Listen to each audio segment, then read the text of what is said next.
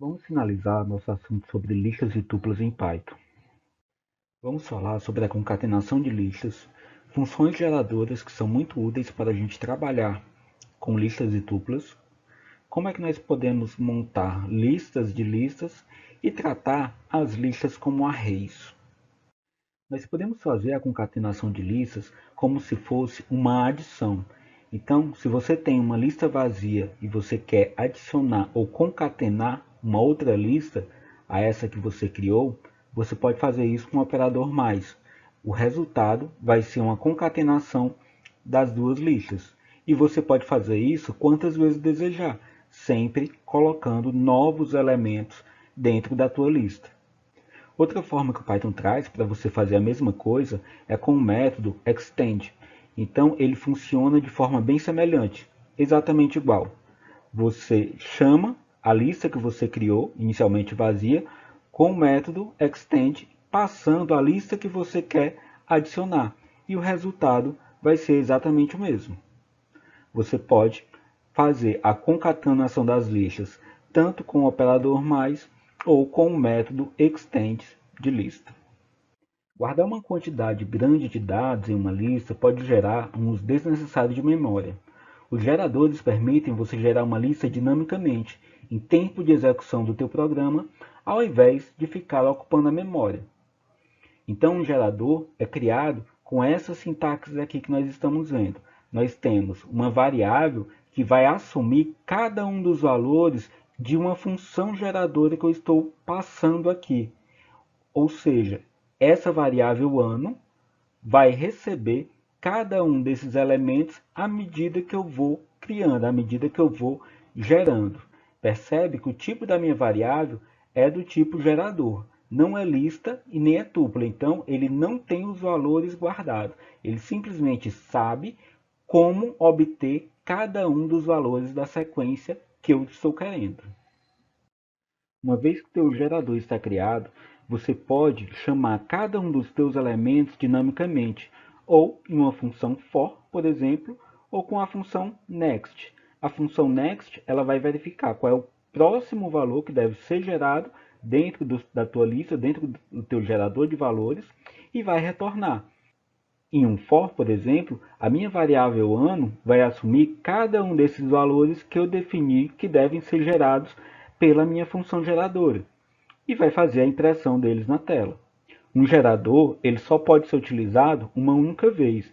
Então, se você tentar utilizar o mesmo gerador uma segunda vez, fazendo um segundo for, por exemplo, você vai ver que ele retorna vazio. E se você forçar e chamar o gerador com next para pedir o próximo elemento do teu gerador e ele já estiver finalizado, você vai ter uma exceção do tipo stop interaction. Se você deseja utilizar o gerador mais de uma vez, você precisa fazer a inicialização dele a cada execução. Geradores são especialmente úteis para você criar listas e tuplas dinamicamente. Então aqui eu estou criando uma variável ano e eu quero que ela seja do tipo tupla. Para inicializar essa tupla, eu chamo a minha função geradora, que ela vai me retornar os anos no intervalo de 81 a 89. Como a gente sabe, o 90 ele não entra. Se você pedir para ver o tipo da minha variável anos, você vai ver que ela é do tipo tupla. E se você pedir para ver seus elementos, você vai ver os elementos gerados como uma tupla. De forma semelhante, você pode criar listas com uma função geradora. Então você passa aqui o teu gerador e pede que ele seja convertido para uma lista que será guardada na variável anos. Se você pedir para ver o tipo da variável, você vai ver que ela é uma lista e você pode pedir para imprimir a variável e todos os valores vão estar criados. Opcionalmente, você pode omitir a função lista e passar só os colchetes. O Python vai entender que você está criando uma lista com essa função geradora e o resultado vai ser exatamente o mesmo. Como nós já vimos, uma lista pode guardar elementos de qualquer tipo, inclusive outras listas. Por exemplo, aqui nós estamos criando uma lista chamada L que contém um caractere A minúsculo. Em seguida, nós estamos adicionando um elemento nessa lista com o método append, mas o que nós vamos adicionar nela não é o caractere B, mas sim uma lista contendo um caractere B. Em seguida, nós fazemos um outro append, onde nós estamos adicionando uma lista que contém os caracteres C e D. Se nós pedirmos para ver o conteúdo da lista L, você vai ver que na posição 0 você tem um caractere A, na posição 1 você tem uma lista que contém um caractere B, e na segunda posição você tem uma lista que contém os caracteres C e D. Se você pedir para ver o comprimento da lista L, você vai ver que o comprimento dela é 3, porque nós temos o primeiro elemento, o segundo e o terceiro. Se você pedir para recuperar o elemento da posição 1, ele vai te retornar uma lista com caractere B. O elemento da posição 2, uma lista com os caracteres C e D. E você pode, se desejar, pedir para ver o comprimento dessa lista que está na posição 2, fazendo uma chamada para a tua função len, passando a lista que está na posição 2. Então, o L na posição 2. E ele vai te retornar o tamanho da lista. Se você quiser acessar um elemento que está dentro dessa lista, então você quer acessar o elemento que está na lista L, na posição 2, mas a gente sabe que esse L da posição 2 é uma lista.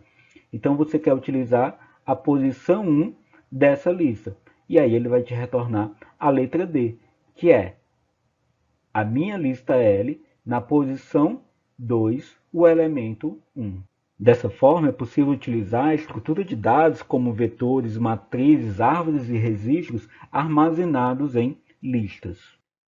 Listas e listas vão ser, então, listas que possuem os seus elementos como listas.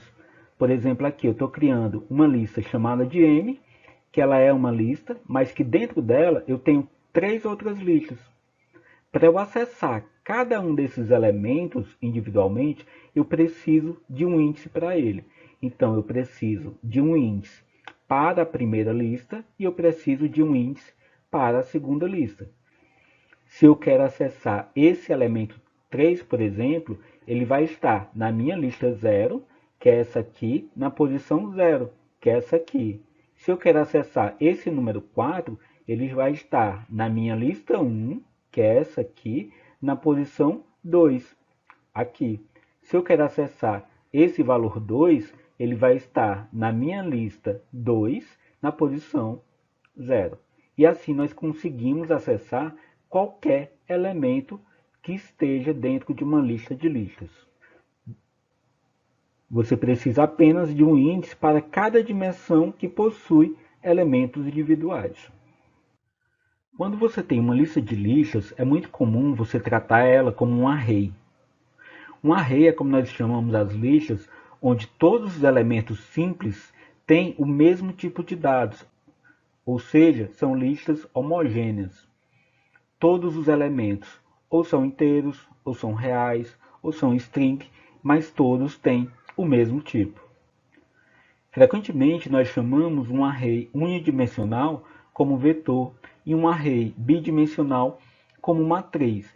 Então o vetor é uma lista comum, uma lista que tem apenas uma dimensão, e uma matriz é uma lista que tem 2 dimensões. Mas você pode ter arrays com qualquer quantidade de dimensões, arrays tridimensionais ou multidimensionais. Você pode trabalhar com quantas dimensões desejar, com quantas dimensões você precisar. Um vetor é, então, um array unidimensional, uma lista simples, como as que nós já estamos acostumados a trabalhar, que você só precisa de um índice para acessar cada um dos seus elementos. Então, aqui eu estou criando uma lista chamada de vetor, e os elementos dela estão aqui. Se eu quero acessar um elemento individualmente, basta informar um índice que eu vou ter do elemento. Já uma matriz é um array bidimensional, com 2 dimensões. Basicamente, vai ser uma lista onde cada elemento é um vetor. Então, para você criar uma matriz, basicamente você tem uma lista com vetores dentro. Se você quiser acessar a matriz, você pode, dessa forma, ou se você quiser acessar cada elemento individualmente, você informa um índice para cada uma das dimensões. Então aqui eu tenho na dimensão 0 o elemento 1, eu tenho o valor 7. E eu posso ter arrays com quantas dimensões eu desejar, onde cada array vai ser uma lista com a dimensão anterior. Então aqui, se eu crio um array com 3 dimensões, basicamente eu tenho uma lista que possui uma matriz dentro. Eu posso acessar o array dessa forma, e se eu quiser acessar cada um dos elementos individualmente, eu preciso informar os 3 índices que eu desejo para poder acessar aquele valor. Nesse exemplo, eu estou criando o meu array tridimensional T com 3 listas. Essa lista destacada com azul, ela tem 3 elementos que estão em laranja. E dentro de cada lista em laranja, eu tenho uma outra lista com 4 elementos. Como nós podemos ver, você precisa de um índice para cada dimensão que possui elementos individuais. Então, se você quer acessar esse número 3, aqui por exemplo, você sabe que ele está na posição 0 do azul, na posição 0 do laranja e na posição 0 do verde. Então, ele está no índice 0, 0, 0. Se você quer acessar o número 9, na posição 1, 1, 2, então você sabe que na primeira dimensão ele está na posição 1, posição 0, posição 1 é essa aqui. E aí ele está dentro dessa dimensão também na posição 1. Então aqui eu tenho a dimensão 0 e aqui eu tenho a dimensão 1. E por fim, eu quero acessar o elemento que está na posição 2. Então 0, 1, 2 e eu tenho o meu valor 9. Aqui eu já posso acessar a posição 2, então 0, 1, 2, eu vou tratar nessa terceira lista da posição 0, então eu quero essa lista aqui, a posição 0, então esse elemento, e eu vou ter o valor 6. Para você preencher uma lista como matriz em tempo de execução do teu programa, você precisa lembrar que cada elemento de uma matriz é uma lista do tipo vetor. Então você precisa receber cada uma das dimensões, a quantidade de linhas e a quantidade de colunas da matriz que você quer criar. Inicialmente você cria uma lista vazia e aí você vai percorrer para cada uma das linhas que você quer criar, ou seja, cada uma das linhas que está de 0 até a tua quantidade de linhas, você cria uma outra lista vazia, que essa lista será um vetor. Dentro desse vetor, você vai ter as colunas, que vai estar dentro da quantidade de colunas que você deseja criar. Em cada interseção de linha e coluna, você faz um append, você adiciona um elemento nessa posição. Quando você sair dessa repetição mais interna, a tua linha vai estar montada. Você faz um append dessa linha na tua matriz e no final das duas repetições de linhas e colunas, você vai ter a tua matriz montada que você pode retornar. É comum você precisar percorrer uma matriz pelos seus elementos ou pelos seus índices. Nesse primeiro exemplo, nós iremos percorrer a matriz pelos seus elementos. É importante você lembrar que cada elemento de uma matriz é um vetor, ou seja, uma lista. Então, para cada linha dessa matriz, eu tenho uma lista. De posse dessa lista, eu posso fazer um segundo for para a segunda dimensão, onde cada elemento na minha linha eu posso fazer o que desejar com ele. Nesse caso, eu vou fazer uma impressão.